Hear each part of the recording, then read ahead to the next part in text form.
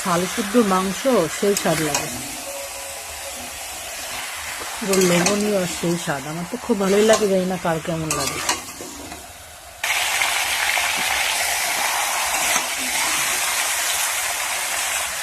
ছাল শুদ্ধ মাংস রান্না করতে গেলে তেলটা একটু অল্প দিতে হয়, তাই নাহলে না তেলটার উপর দিয়ে ছাল থেকে ছেড়ে দেয় আর ভেসে ভেসে বেড়ায়, যে কারণে একটু অল্প তেল দেওয়া লাগে। আমি মাংসতে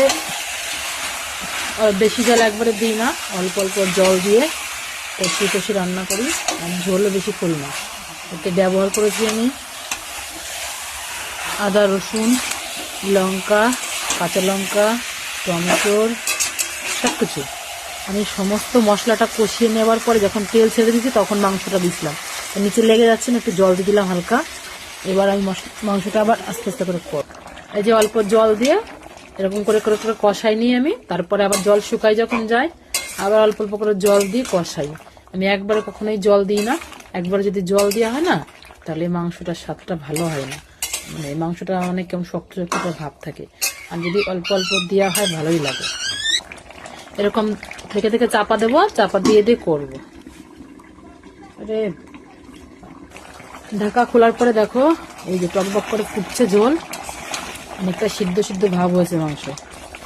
এরপরে টাটকা ধনেপাতা দিয়ে দেবো। এই যে দেখো মাংসটা কিন্তু সিদ্ধ হয়ে গেছে। এটা কষা মাংস খাওয়ার জন্য পুরো একদম তৈরি। যারা কষা খাবে তারা এখান থেকে নিয়ে কষা খেতে পারে। একটু দেখিয়ে দিচ্ছি একটা মাংস, দাঁড়াও কতটা হয়েছে তৈরি, তোমরা বুঝতে পারবে। ছালগুলো দেখো একদম পুরো ফুলে গেছে ছালগুলো, মাংসের থেকে পুরো ছাড়িয়ে গেছে ছালগুলো, এত সুন্দর সিদ্ধ হয়েছে। অনেকে রান্না অনেক রকমের হয়, তো আমি এই মানে এক ধরনের এইভাবে রান্না করতে বেশি তো ভালোবাসি। আর কাঁচা লঙ্কাটা স্বাদটা আলাদা হয়। আর সমস্ত মশলা কিন্তু আমি শিলে বেটে করেছি, আমি কিন্তু মিক্সি মশলা ব্যবহার করিনি। দেখতে পাচ্ছি দেখো আলুগুলো পুরো গলে গেছে, মাংস একদম পুরো হাড় থেকে দেখো সব ছাড়িয়ে গেছে। এই যে কোনো নেই।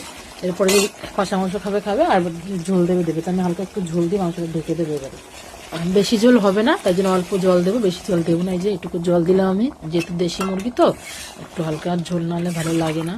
আর আমাদের বাড়ি একটা বাচ্চা আছে যে একটু ঝোল খেতে ভালোবাসে, তাই ঝোল ব্যাস রান্না কমপ্লিট। এবার একটু ঝোলটা টেনে গেলে মাংসটা নামিয়ে দেবো, যেহেতু মাংসটা সিদ্ধ হয়ে গেছে না, সেই কারণের জন্য। ঝোলটা কেমন লাগছে জাস্ট বলো, অসাধারণ। ঝোলটা কেমন লাগছে জাস্ট বলো, অসাধারণ।